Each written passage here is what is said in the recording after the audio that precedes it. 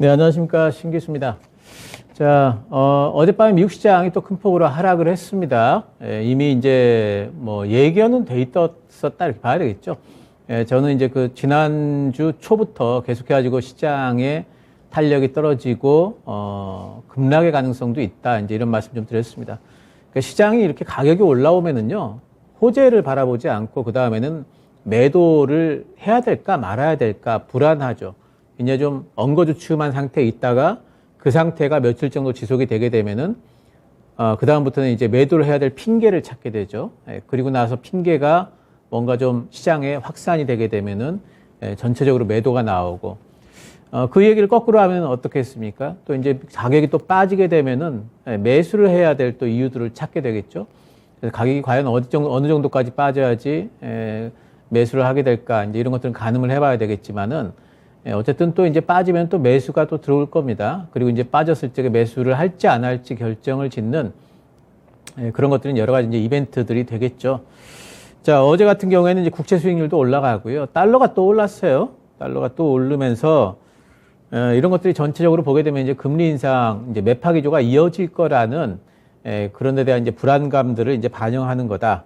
이렇게 봐야 되겠죠. 그러니까 그동안에 사실 달라진 건 없어요. FOMC 위원들이 계속해가지고 이야기한 것들은 다 매파적인 발언들을 계속 지속적으로 해왔습니다. 7월 FOMC 이후로도.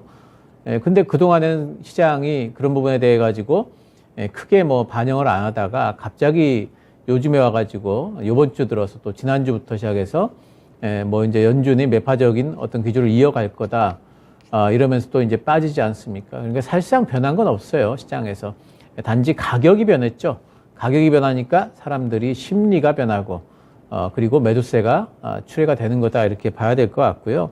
이런 현상은, 지금 시장이 방향성이 없는 장세입니다. 그러니까 계속 하락을 하다가 6월 달부터 반등이 나왔어요. 그리고 반등이 나온 이후로 하락이 우리나라 같은 경우에는, 한 1년 정도가 됐고요.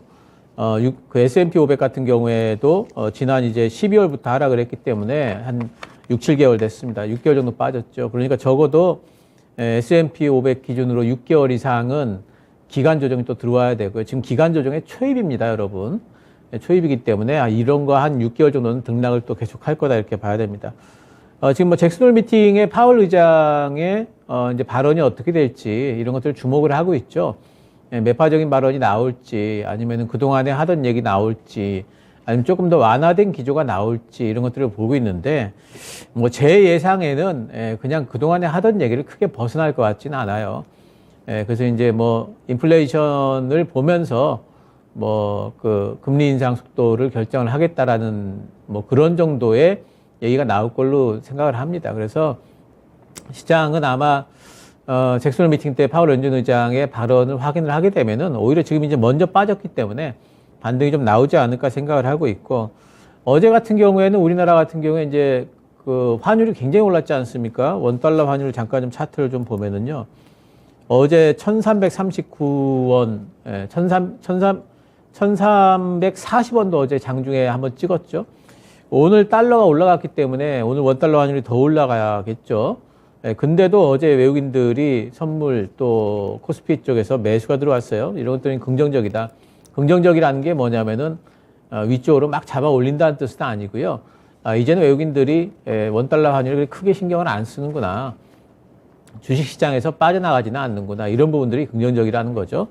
그리고 이제 시장 반등이 좀 나온다든지 원달러 환율이 조금 이제 고점을 좀 찍은 느낌이 들면은 이런 부분들이 외국인들 수급에 상당히 좀 탄력을 줄 수도 있겠다라는 이제 생각을 해볼 수가 있습니다. 지금은 뭐 이제 현금을 좀 쥐자하는 얘기는 제가 계속 말씀을 드렸고, 지금 현금들을 좀 가지고 계시겠죠. 그래서 이제 매수 기회를 좀 노려야 됩니다. S&P 500 기준으로 해서 제가 4,100까지 열어두자 이렇게 말씀을 좀 드렸었죠. 그리고 그 얘기는 뭐냐면 4,100 이하로 빠지게 되면은 매수가 가능하다. 이렇게 이제 보시면 되겠습니다. 그러니까 매수는 4,100 이하로 빠지든지 S&P 500이 아니면은 잭슨 미팅이 끝나고 나서 파월 연준 의장의 멘트를 확인을 하고 이제 매수에 들어가시면 될 것 같고요. 증시가 쉬는 구간에 계속해가지고 지금은 그 밑으로 빠지면은 매수하실 때는 이제 하반기 유망 섹터들 보셔야 되겠죠. 반등 장세에서는 이제 지금 장은 반등 장세에서 뭐 이제 반등이 나올 만한 섹터들이 거의 결정이 된 것 같아요. 일단 반도체 쪽은 삼성전자가 그래도 뭔가 좀 바닥은 잡은 느낌이 있습니다. 그래서 뭐 다 저평가가 돼 있고 하기 때문에 반도체 쪽도 반등이 나올 걸로 보고 있고, 2차 전지하고 바이오는 제가 이제 이번 반등이 또 나오게 되면 아마 주도 섹터가 될 걸로 보고 있습니다. 2차 전지는 외국인들이 뭐 최선호하는 섹터이기도 하고, 뭐 미국의 인플레이션 감축법 수혜도 뭐 기대가 됩니다. 바이오 쪽은 학회들이 있다고 말씀드렸죠. 9월 암학회, 10월 종양학회, 11월 면역강암학회, 그리고 11월 달에 사우디하고 한국 정상회담이 있기 때문에 건설 원전 쪽에 안 볼 수가 없고요. 그리고 하반기 때 이제 신장 모멘텀들이 있는 종목들, 이런 것들이 이제 게임하고 또 컨텐츠 쪽에도 있을 겁니다. 이쪽들도 이제 보셔야 되겠고, 또 이제 뭐 로봇하고 자율주행은, 거부할 수 없는 이제 대세 같아요. 세상이 변화하는데 가장 중심에 있는 것 같습니다. 무인 공장도 뭐 생기고요. 공장 지금 짓는 거는 다 무인 공장이죠.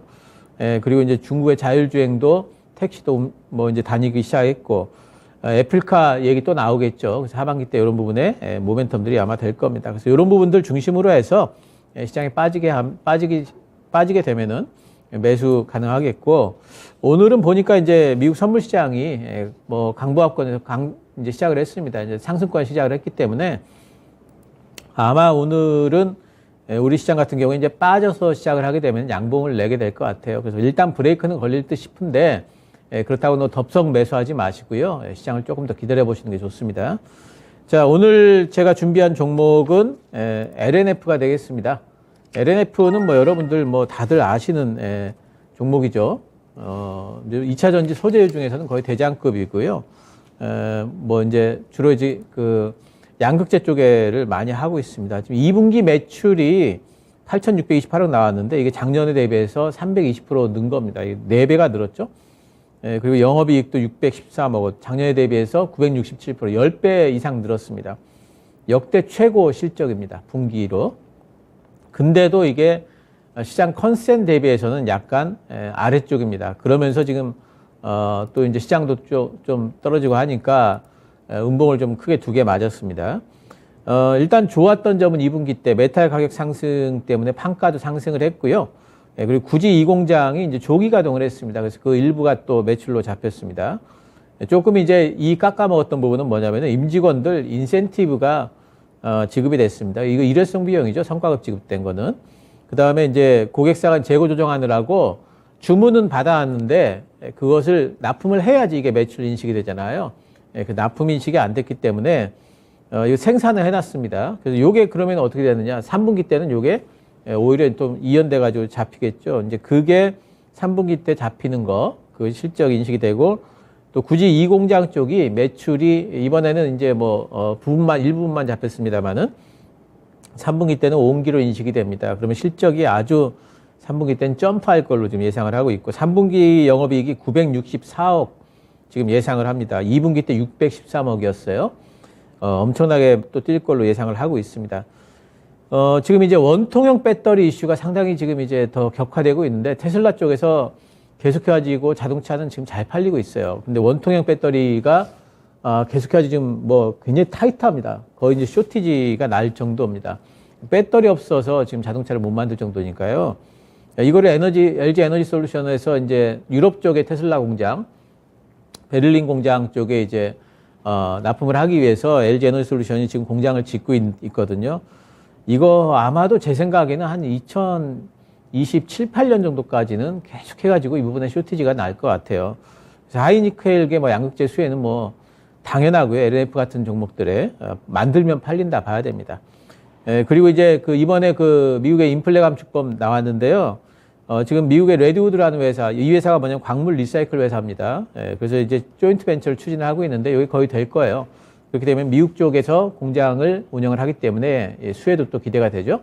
여러 가지 뭐 좋은 얘기들이 너무나 많고요.